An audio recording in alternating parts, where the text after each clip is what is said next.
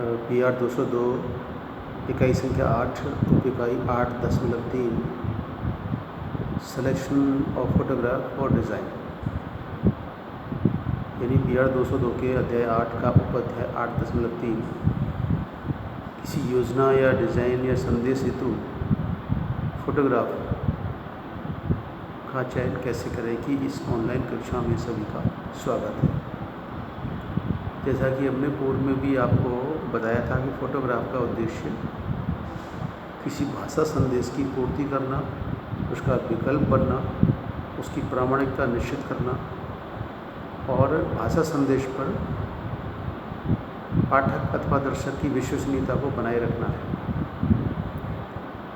Photo एक वास्तविकता या प्रामाणिकता का एक प्रमाण है, साक्ष्य है, एविडेंस है, जिसको देखने के पश्चात पाठक और दर्शक ये अनुमान लगाता है कि राइटर, रिपोर्टर या ऑथर द्वारा जो कुछ कागज़ पर लिखा गया है वो निश्चित रूप से प्रामाणिक होगा।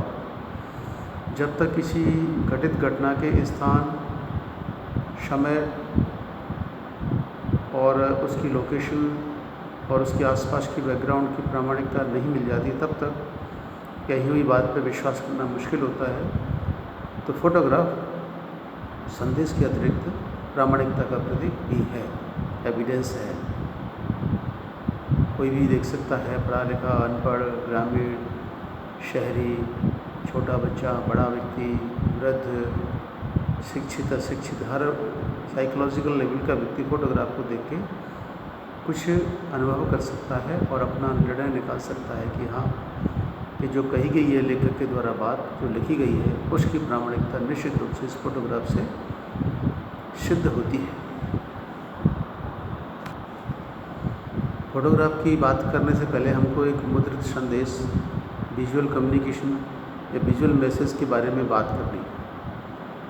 विजुअल मैसेज में शब्द, चित्र, आकृति, भाषा, चिन्ह, फोटोग्राफ इत्यादि होते हैं, यानी वे विभिन्न विजुअल एलिमेंट्स जो किसी संदेश में मौजूद होकर के उस संदेश के सेंट्रल पॉइंट को एक्सप्रेस करते हैं, वो सब विजुअल एलिमेंट्स कहलाते हैं। उनमें भाषा जनित संदेश सामग्री और गैर भाषा जनित संदेश सामग्री, यानी लैंग्वेज एलिमेंट्स और नॉन लैंग्वेज एलिमेंट्स दोनों हो सकते हैं। लैंग्वेज एलिमेंट्स में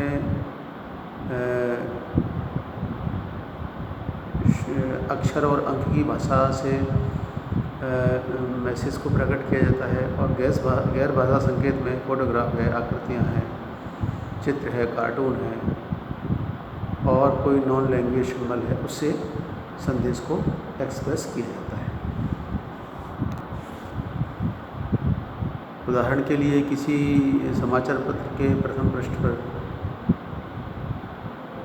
किसी कार्टून में या जो कार्टूनिस्ट कार्टून में मान लीजिए किसी राजनीतिक या सामाजिक या आर्थिक समस्या पर छोटा सा कोई कार्टून दिया गया है, वह कार्टून भारत के 130 करोड़ लोग देख करके जो अनुभव करेंगे, जो निष्कर्ष निकालेंगे, उनके मन में जो परिवर्तन होगा, उससे लगेगा कि ये एक समस्या को एक कार्टून के द्वारा संपूर्ण भारतवर्ष के लोगों को एक विशेष संदेश देने का प्रयास किया। उसमें हालांकि भाषा भी होगी, लेकिन उस भाषा को प्रूव करने के लिए कार्टून यानी चित्र उसका एक कॉम्प्लीमेंट्री मैसेजिंग पॉइंट होगा। यानी कि विजुअल एलिमेंट में भाषा जनित संकेत और गैर भाषा जनित संकेत, लैंग्वेज मैसेजिंग पॉइंट्स और नॉन लैंग्वेज मैसेजिंग पॉइंट्स होते हैं। लैंग्वेज मैसेजिंग पॉइंट्स में अक्षर युक्त सामग्री है, अंक युक्त सामग्री है, यानी कि लैंग्वेज मटेरियल है। गैर भाषा जनित में कार्टून है, चित्र है, कोई आकृति है, कोई अन्य संकेत है, जिससे कुछ न कुछ संकेत होता है पाठक अथवा दर्शक। तो नॉन लैंग्वेज सिंबल्स में आपके फोटोग्राफ है, कोई पेंटर की पेंट है, कोई दुर्घटना का कोई चित्र है या अन्य चिन्ह है जो जीवन की गतिविधि को प्रकट करता है।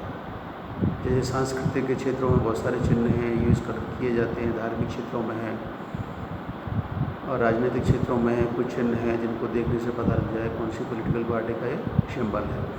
तो नहीं, नॉन लैंग्वेज सिंबल्स जो होते हैं वो चित्र, आकृति, कार्टून, फोटोग्राफ, प्रतीक चिन्ह या नॉन लैंग्वेज सिंबल का प्रतीक होते हैं, वो भी एक तरह से संकेत देते हैं और भाषा से ज़्यादा अभिव्यक्ति देते हैं। तो नॉन भाषा या गैर भाषा संकेत जो है उनको हम फोटोग्राफ कह सकते हैं। फोटोग्राफ के रूप में हम अन्य वैकल्पिक चीज़ें हैं, चित्र है, कार्टून है, कोई संकेत जैसे कि ट्रांसपोर्ट डिपार्टमेंट में है या राजनीतिक पार्टियों के सिंबल हैं या बहुत सारे उत्पादों के ट्रेडमार्क हैं। तो नॉन लैंग्वेज बेस्ड जो मैसेजिंग एलिमेंट्स हैं उनको हम चित्र कह सकते हैं।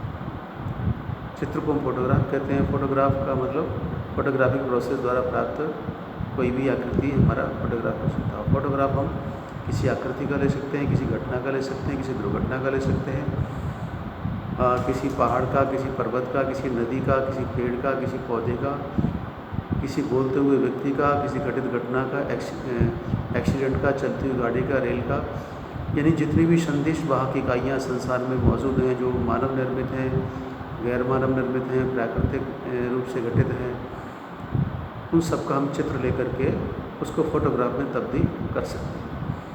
यानी फोटोग्राफ आँखों द्वारा अनुभव होने वाला एक संदेश वाहक इकाई है जो कि शब्द की तरह ही संकेत देती है। शब्द को अक्षरों की मार्फत भाषा में परिवर्तित करके संदेश दिया जाता है और चित्र को किसी घटना को कैमरे में कैद करके उसको किसी भाषा संकेत के साथ जोड़ करके, यानी लैंग्वेज मटेरियल के साथ फोटोग्राफ को जोड़ के मैसेज की संदेश वहन क्षमता को बढ़ाने का प्रयास किया जाता है। यानी फोटोग्राफ जब किसी भाषा संकेत के साथ जुड़ता है तो भाषा संकेत के मैसेज की संदेश वहन क्षमता, मैसेज कन्वेइंग एबिलिटी बहुत बढ़ जाता है। और मैसेज कन्वेइंग एबिलिटी बढ़ने से पाठक को शब्दों का, चित्रों का विकल्प मिलता है।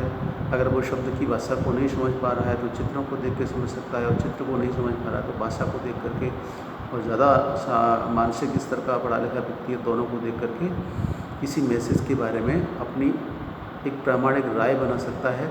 उसकी सत्यता, असत्यता, उसकी प्रामाणिकता का एक अनुमान लगा करके उस मैसेज पर विश्वास और अविश्वास करके अपना मत बना सकता है। यानी किसी की पब्लिक ओपिनियन को, किसी की विश्वसनीयता को और किसी की सोच को मजबूत बनाने के लिए भाषा और गैर भाषा, यानी शब्दयुक्त सामग्री और चित्रयुक्त सामग्री दोनों को होना जरूरी है। फोटोग्राफ का प्रयोग किसी शब्दयुक्त सामग्री के साथ, यानी लैंग्वेज मटेरियल या भाषाजन्य संकेतों के साथ चित्रों का प्रयोग किया जाता है, क्योंकि एक चित्र 1000 शब्दों की अभिव्यक्ति देता है। यानी एक चित्र 1000 शब्दों के बराबर है। किसी अखबार या पुस्तक में कम स्थान पर ज़्यादा मैसेज देना हो तो हम चित्र का प्रयोग कर सकते हैं।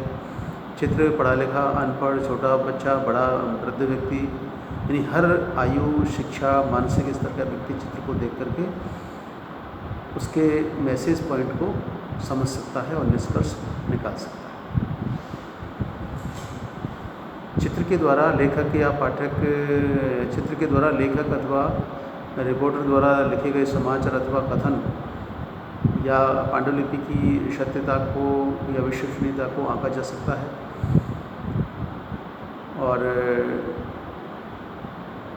इस चित्र के आधार पर किसी समाचार या किसी लेखन सामग्री की विश्वसनीयता के आधार पर कोई पाठक अथवा दर्शक एक विश्वसनीय राय बना सकता है और उस राय की प्रामाणिकता के आधार पर उस सामग्री को किसी अन्य जगह पर बोल्ड कर लिख करके वो किसी घटना की प्रामाणिकता को दूसरे स्थान पर प्रूव कर सकता है। यानी फोटोग्राफ भाषा का विकल्प है। ज़्यादा शब्दों के विकल्प के तौर पे छोटा फोटोग्राफ उपयोगी है। कम जगह में ज़्यादा संकेत देता है। हर प्रकार का व्यक्ति अर्थात अनपढ़ व्यक्ति भी इसको देख करके कुछ समझ सकता है। यह विश्वसनीयता का, प्रामाणिकता का और सटीकता का प्रतीक है। पाठक किसी संदेश के प्रति विश्वसनीय होकर के फोटोग्राफ को देख करके उस मैसेज पर विश्वास कर सकता है। निष्कर्ष यही निकलता है कि एक फोटोग्राफ लिखी हुई भाषा की प्रामाणिकता को प्रदर्शित करता है। यदि फोटोग्राफ नहीं होगा तो पाठक या दर्शक के मन में संदेह रहेगा कि सही है या नहीं है, घटना घटित हुई या नहीं हुई, और फोटो आने के बाद कम से कम ये तो मान ही लिया जाएगा कि ये घटना सही है। फोटोग्राफ का चयन कैसे करें? फोटोग्राफ का चयन, जैसे कि ये भी कुछ चर्चा की जा चुकी है, इस बात पर निर्भर करता है कि आपकी भाषा सामग्री क्या है, किसी संदेश की भाषा सामग्री क्या है, उस संदेश की भाषा सामग्री में लक्षित समूह, टारगेट रीडर ग्रुप या व्यूअर ग्रुप क्या है, लक्षित दर्शक और पाठक समूह किस सामाजिक स्तर का, किस धार्मिक स्तर का, किस शिक्षा स्तर का, किस आयु स्तर का, किस ग्रामीण या शहरी स्तर का है। उस लक्षित पाठक या दर्शक समूह के आधार पर ही हम फोटोग्राफ का चयन करेंगे।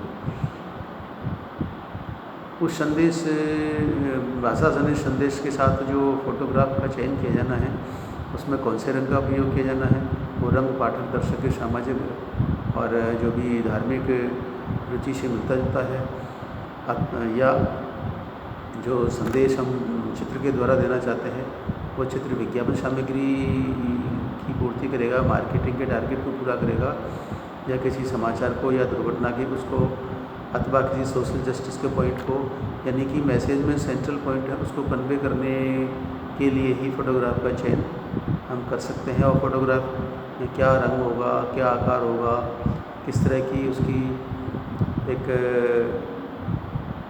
उसकी जो भी हम हेडिंग देते हैं या उसका परिचय देते हैं क्या होगा, वो सब घटना से जुड़े दर्शक पाठक समूह की रुचि पर भी निर्भर करता है। यानी आप ये कह सकते हैं किसी फोटोग्राफ का किसी योजना में, किसी संदेश में या किसी डिज़ाइन में चयन करते समय निम्नलिखित बातों का ध्यान रखेंगे। नंबर 1, फोटोग्राफ से जुड़ी हुई पूरक शब्द सामग्री की वास्तविकता क्या है, शब्द सामग्री को प्रकट करने या उसको कॉम्प्लीमेंट्री वे में फोटोग्राफ से प्रूव करने का विकल्प क्या है, फोटोग्राफ से लक्षित पाठक दर्शक समूह पर क्या प्रभाव पड़ेगा, फोटोग्राफ विज्ञापन या मार्केटिंग के लिए है अथवा किसी पढ़ाई लिखाई की सामग्री के लिए, फोटोग्राफ राजनीतिक उद्देश्य के लिए है या निर्वाचन प्रचार सामग्री के लिए, फोटोग्राफ धार्मिक सांस्कृतिक गतिविधि के लिए है। यानी फोटोग्राफ लक्षित समूह टारगेट ग्रुप की मानसिक स्तर और उसकी रुचि को भी देख करके तैयार किया जाता है। उदाहरण के लिए अगर मान लो विपक्षी दल के प्रति किसी समाचार पत्र का जवाब है और सत्ता पक्ष की किसी कमज़ोरी को दिखाना है, तो विपक्षी दल की रुचि के अनुसार किसी राजनीतिक समस्या पे कार्टून बनाने से विपक्षी दल और उसके विपक्षी दल के जो सपोर्टर्स, वोटर्स या वर्कर्स हैं, वो उस कार्टून से ज़्यादा प्रभावित होंगे और उस कार्टून के द्वारा एक पब्लिक ओपिनियन बनाने का प्रयास करेंगे। यानी कि एक कार्टून ने काफ़ी लोगों को पढ़ करके प्रेरित करने का प्रयास किया कि देश की समस्या ये है, विपक्ष की नज़र से और सत्ता पक्ष की नज़र से। फोटोग्राफ कैसा होना चाहिए, चयन के पश्चात आपको ये कंसिडरेबल पॉइंट है, कुछ विचारणीय बिंदु हैं जिससे आप ये कह सकते हैं कि हमारा फोटोग्राफ सही है या नहीं है। आप ये कह सकते हैं जो संदेश में मौजूद शब्दों का विकल्प बन सकता हो वो फोटोग्राफ है। शब्दों की सामग्री को पढ़ने के पश्चात जो हम अनुमान लगा बैठते हैं वह अनुमान फोटोग्राफ के देखने के पश्चात प्रकट होता हो तो वो हम मान सकते हैं कि ये फोटोग्राफ उपयुक्त है।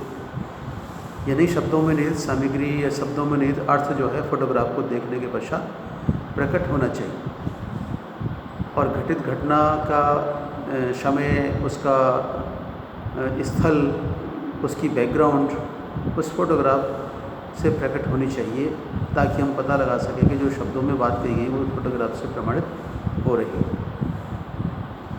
है। फोटोग्राफ भाषा का पूर्ण विकल्प बने।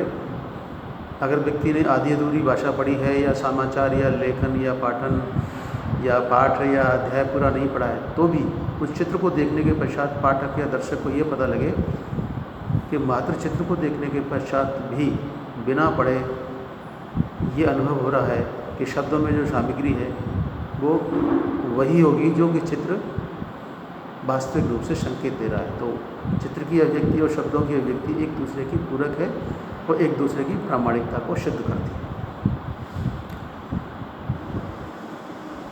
इस तरह हम कह सकते हैं कि वो अभिव्यक्ति चित्र वो माना जाएगा जो भाषा सामग्री के निहित अर्थ को देखने के पश्चात प्रकट करने में सक्षम है। तो टेक्निकल पॉइंट भी इसमें ध्यान रखने के हैं। मान लीजिए किसी सामग्री को हम बहुत बड़ी सामग्री को छोटा करने की हम योजना बनाते हैं, लेकिन वो रिड्यूस नहीं हो सकती है फोटोग्राफी के लिए कैमरे में, तो उसको फिर मैनुअल मेथड से पहले छोटा करेंगे फिर ताकि वो मिनिमम तक आ सके। ऐसे ही इन्लार्जमेंट यानी फोटोग्राफिकल प्रोसेस के इन्लार्जमेंट और रिडक्शन की अधिकतम सीमा को देखते हुए कुछ लिमिटेशंस को उसमें फॉलो करना पड़ता है और उसकी जो डिटेल है फोटोग्राफ की वो कैच हो सकती है, नहीं हो सकती है, रिप्रोड्यूस हो सकती है कि नहीं हो सकती है, वो भी एक टेक्निकल लिमिटेशन का पॉइंट देखने का है। इस तरह से हमने इस अध्याय में जाना है कि विजुअल मैसेज क्या है, उसका सेंट्रल पॉइंट क्या है और सेंट्रल मैसेज पॉइंट को शुद्ध करने के लिए शब्द चित्रों की सामग्री क्या है, भाषाजन्य संकेत, गैर भाषाजन्य संकेत क्या है, भाषाजन्य संकेत की पूरकता के लिए गैर भाषा के तौर पर चित्र की उपयोगिता क्या है, चित्र का महत्व क्या है, चित्र का चयन कैसे करते हैं, उपयुक्त चित्र क्या है और चित्र के प्रयोग की टेक्निकल सीमा क्या है। इन सबको जानने के पश्चात हम कुछ सवालों पर ध्यान दे सकते हैं। पहला सवाल बनाया जा सकता है कि फोटोग्राफ का अर्थ क्या है। ए में कहेंगे गैर भाषाजनित संकेत, बी में कहेंगे भाषाजनित संकेत, सी में कहेंगे ए बी गलत, डी में कहेंगे ए बी सी। तो हमारा समझ ए विकल्प आएगा, नॉन लैंग्वेज सिंबल है, ये भाषाजन्य संकेत कहलाता है। दूसरा आ रहा है कि चित्र को प्रयोग में लिया जाता है निम्नांकित के कारण। नंबर 1, भाषा के विकल्प के तौर पे, भाषा की पूरकता के तौर पे, भाषाजन्य संकेत की प्रामाणिकता के तौर पे, और डी है उक्त समस्त सही। तो इसमें ए बी सी तीनों विकल्प मिला करके चौथा सही है। तीसरा इसमें सवाल बन सकता है कि चित्र की उपयोगिता को कहा जा सकता है। नंबर 1, 1000 शब्दों के बराबर अभिव्यक्ति, बी 0 अभिव्यक्ति, सी कोई महत्ता नहीं, डी कुछ नहीं जानते। तो ये कह सकते हैं 1000 शब्दों की अभिव्यक्ति देता है, यानी use of photography is equivalent to message of 1000 words. 1000 शब्दों के बराबर संदेश क्षमता एक चित्र में होती है।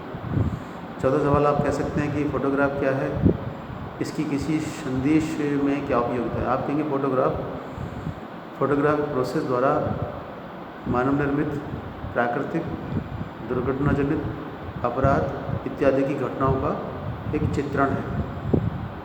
फोटोग्राफी के लिए प्राप्त चित्र से घटना की प्रामाणिकता, उसकी तिथि, उसकी लोकेशन, उसकी बैकग्राउंड का पता लगता है और उस चित्र के आधार पर हम शब्दों में किसी मैसेज, रिपोर्ट या लेखन को एक लिखित रूप दे सकते हैं और उस लिखित रूप को प्रमाणित करने के लिए चित्र को लगा सकते हैं।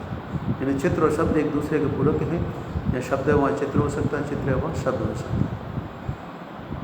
अब 5वां सवाल बना है कि फोटोग्राफ क्या है, इसका संदेश में क्या महत्व है और इसका चयन कैसे किया जाता है। तो आप 3 पॉइंटों को प्रकट करने के लिए कह सकते हैं फोटोग्राफ संदेश वाहक इकाई है जो 1000 शब्दों के बराबर अभिव्यक्ति देता है।